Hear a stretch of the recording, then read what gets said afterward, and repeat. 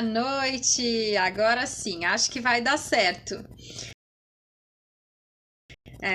Seja muito bem-vindo, seja muito bem-vinda ao Inteligência Espiritual na Prática. Aqui nesse programa nós abordamos temas que vão te ajudar a elevar os seus níveis de QS, o seu coeficiente de espiritualidade. E o tema dessa live de hoje é a sua visão de mundo. Como é que você se conecta com a sua visão de mundo? Já vou pedindo desculpas porque eu tô com muita intermitência de internet, mas eu vou tentar fazer essa live do início ao fim. Vamos ver se a gente de repente encurta um pouquinho e sexta-feira a gente faz uma live um pouquinho maior pra eu conseguir passar todo o conteúdo que eu quero passar pra vocês. Vai dar certo. Vamos junto, vamos na fé que vai dar certo. Tô tentando resolver os meus probleminhas aqui de conexão de internet, tô com muita intermitência. Então, se estiver falhando um pouquinho o vídeo, peço perdão, mas eu tô tentando resolver, mas hoje é o que temos, vai assim mesmo pra gente entregar o que a gente promete, né? Então, eu gosto muito disso, de entregar independente do que tá acontecendo à minha volta. O meu compromisso com vocês é estar aqui e entregar essa live todas as quartas-feiras às 18h30. Então, se tiver intermitência, vídeo travando, me perdoem mesmo, mas hoje vai ter que ser assim. Então, gente, tô tentando aqui, tá? Vocês vão tentando daí, que eu vou tentando daqui e vai dar tudo certo. Tô tentando aqui. Aí, tô tentando, gente. Acho que voltou agora o vídeo. Então, desculpem pela intermitência da conexão, mas hoje vai ser assim e eu prometo que sexta-feira eu recompenso com um vídeo um pouco maior. Então, vamos falar sobre a visão de mundo? Visão de mundo é o termo designado para falar sobre as lentes que a gente usa para enxergar o mundo, as lentes que a gente coloca para enxergar o mundo à nossa volta e como as coisas acontecem pra gente, né? Como que as coisas nos afetam e como que as coisas acontecem. Cada um de nós tem olhos diferentes, né? O meu olho é castanho, o seu olho pode ser verde, pode ser mais preto, pode ser mais claro, pode ser mais azul. Cada um de nós tem olhos diferentes, não só de cores, de formatos, de tamanho, que são das nossas características físicas, né? De genética, personalidade, várias coisas aí que influenciam. E nós olhamos o mundo, cada um de nós, através dos nossos olhos, né? E a gente enxerga o mundo, cada um, de um jeito diferente. Vocês sabiam que nem as cores a gente enxerga da mesma forma? As tonalidades são diferentes para cada uma das pessoas. O rosa eu enxergo de um jeito e você enxerga de outro jeito. O azul, o verde, o amarelo, o vermelho, exatamente o mesmo tom que eu enxergo, você não enxerga. A gente consegue distinguir, né, quais são as cores e nomear essas cores, mas cada um enxerga de uma maneira diferente, através dos seus olhos, através das suas lentes. E isso acontece com tudo, com todas as coisas da vida, né? Cada um que enxerga um objeto, cada um que enxerga uma situação, enxerga por olhos diferentes, enxerga com uma percepção diferente. E esta percepção é baseada nas nossas referências, né? Então, se eu tenho aqui esta caneta marca-texto e para mim ela é lilás, não sei que cor está aparecendo no vídeo para você em função da luz, ela é lilás com a tampa preta, essa canetinha marca-texto aqui, ó, tá? Ela é lilás, ela marca texto roxo, eu adoro ela. Cada um enxerga diferente. E o tamanho da caneta, vocês estão percebendo porque tem uma referência. Tem o meu rosto aqui do lado, tem a minha mão segurando essa caneta, que dá para você que está aí do outro lado uma referência sobre o tamanho desta caneta. Se não tivesse nenhuma referência com relação ao meu rosto, com relação à minha mão, eu te colocasse ela sozinha num fundo branco, talvez você não tivesse a percepção do tamanho dessa caneta, tá? Do comprimento e da largura dessa caneta. Você pudesse achar que ela é muito maior ou muito menor do que ela realmente é. Isso vai depender do que? Da referência que você tem, da referência a qual o objeto está relacionado. Ah, peraí, voltar, travou, deu outra travada no vídeo, voltando. O tamanho da caneta, a sua percepção com relação a essa caneta vai depender da referência que você tem. Então, se você não tem um objeto do lado, se você não tem um ponto de referência, a sua percepção da situação, do objeto, é uma. Se você já tem um ponto de referência, a sua percepção da situação ou do objeto é outra. Por isso que a gente tem essa premissa de que a nossa visão de mundo é só nossa, ela é única. Ninguém mais enxerga o mundo como você enxerga. Porque as coisas que aconteceram na sua vida só aconteceram daquela forma na sua vida. Só impactaram daquela forma e te fizeram sentir daquele jeito na sua vida. A gente não consegue enxergar a percepção do outro. A gente consegue enxergar o que está acontecendo na vida do outro. E aí a gente consegue entender, por exemplo, sobre a nossa perspectiva, sobre a nossa referência, aquilo que a gente está usando para comparar, né? A gente consegue imaginar como a gente se sentiria no lugar do outro. Mas exatamente como o outro se sente, não tem como, porque é só ele que tem as referências dele que vão basear aí o sentimento que ele vai ter com relação àquela situação, aquele objeto, aquela pessoa. Então, as nossas percepções da realidade são únicas. A percepção de realidade de uma pessoa como eu, né, branca, classe média, a família dos meus pais eram famílias bem pobres, mas os meus pais construíram um patrimônio, vamos dizer, construíram ao longo da vida um patrimônio que hoje me coloca na classe média. Então, eu estudei em escolas particulares, estudei em faculdade particular, cresci dentro de uma cultura e dentro de um ambiente muito diferente de pessoas que têm mais dificuldade, que têm menos recursos financeiros e também diferente que têm mais recursos financeiros. Não sou filha de milionário, não tenho milhões na conta, não tenho mansão, enfim.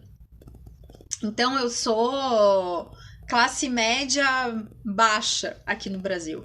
E a minha percepção, a minha visão de mundo como uma pessoa, mulher, branca, classe média, que mora no Brasil, a minha percepção sobre as coisas é muito diferente da percepção sobre as coisas de uma mulher negra que mora em uma favela ou que vem de um lugar mais pobre, mais humilde.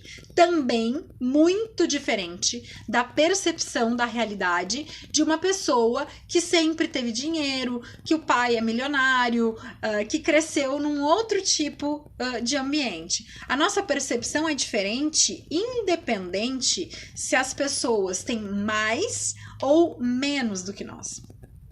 Então, o que molda essa nossa visão de mundo, né? O que vai determinar a forma como a gente enxerga as coisas? Em primeiro lugar, a forma como a gente é criado. Então, os nossos pais, avós, de ensino, né? Escolas, enfim, vão moldar a forma como a gente vai enxergar o mundo, porque a gente vai enxergar o mundo a partir dos valores e das crenças deles. Oi, Mari, que bom te ter aqui. A gente vai enxergar o mundo a partir dos valores e das crenças dos nossos pais, das instituições de ensino que a gente foi colocado para estudar, das instituições religiosas que foram nos apresentadas, se você cresceu com religião ou sem religião. Isso impacta muito na forma como você vê o mundo. Também, outra coisa que vai influenciar bastante é a nossa cultura. Né? O ambiente cultural em que a gente está inserido, aqui no Brasil, a gente está inserido numa cultura machista, a gente está inserido numa cultura que segrega a mulher, que condena a mulher só por ela ser mulher. A gente está inserido numa cultura que é muito bonita, mas também tem as suas coisas mais problemáticas, assim, né? Então, a cultura do país, a cultura do povo que a gente está sendo criado vão influenciar a forma como a gente enxerga o mundo. Então, a gente que cresceu num ambiente, por exemplo, extremamente machista, com pessoas alcoólatras, que cresceu num ambiente com muita briga. Quando a gente olha para essas coisas, a gente não vai estranhar, porque a gente está acostumado com aquilo. A nossa visão de mundo é aquela. Agora, se você cresce num ambiente completamente diferente disso, se você cresce num ambiente onde não há machismo, onde não há violência, onde não há alcoolismo, você tem uma outra percepção da realidade. Então, a visão de mundo de cada um vai se formando ao longo da vida, na infância e na adolescência, conforme os ambientes que você vai frequentando, conforme as experiências que você vai tendo na sua vida. O que os seus pais, professores, avós vão te passando e também aquilo que a vida vai te apresentando. Ambientes que você vai frequentando que vão fazer diferença nas percepções que você vai tendo da realidade. Então, algumas situações vão chocar mais algumas pessoas e outras situações vão chocar menos algumas pessoas. Algumas situações vão ser mais impactantes emocionalmente para algumas pessoas e mesma situação menos impactante emocionalmente para outra pessoa. Cada um só consegue perceber, só consegue enxergar o mundo através dos seus pontos de referência. É assim que o nosso cérebro funciona. E é essa percepção que eu queria trazer para nossa discussão dessa noite, nessa discussão de hoje, para falar sobre a sua visão de mundo. O que eu aconselho você fazer para descobrir qual é a sua visão de mundo? Eu gosto muito de uma atividade que eu indico sempre para os meus alunos, para os meus mentorados, para os meus clientes de terapia, para os meus pacientes, indico sempre essa tarefa, porque eu acho que ela consegue nos fazer perceber muito sobre nós mesmos. É um exercício de autoconhecimento muito impactante e, ao meu ver, assim, muito importante que a gente faça para se conhecer cada vez mais e para entender a forma como você enxerga o mundo. Então, tem várias coisas que a gente pode tirar desse exercício. É um exercício muito rico, muito completo. Tem várias outras coisas que eu também vou tirando desse exercício, tá? Mas eu acho que é bem importante esse exercício que eu vou passar para vocês, que é: escreva a sua autobiografia. Se você consegue escrever a sua autobiografia, o primeiro livro que você vai escrever da sua vida, você vai começar a entender a sua percepção de realidade. Da onde que vem a forma como você enxerga o mundo que você vive? E por que que as situações que te impactam tanto emocionalmente te impactam tanto? Porque ao longo da nossa vida, essas situações são bem repetitivas. E você consegue enxergar nos pontos de referência os porquês. O porquê que isso acontece.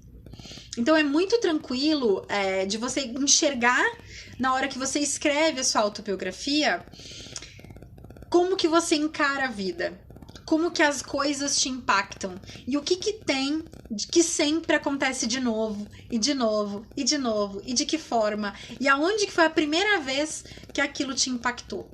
Então é um exercício bem interessante de ser feito. Como é que eu recomendo fazer a autobiografia? Recomendo começar da seguinte forma: começa com a linha do tempo da sua vida, faz uma linha mesmo no caderno e vai colocando os pontos. Tá? Vai colocando os pontos. Então, o primeiro ponto dessa linha é o nascimento. E aí você vai colocando os acontecimentos mais importantes da sua vida nessa linha do tempo até os dias de hoje.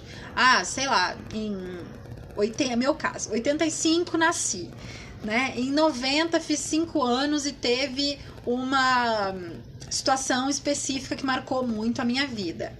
Em 95, com 10 anos, tal situação aconteceu e marcou muito a minha vida.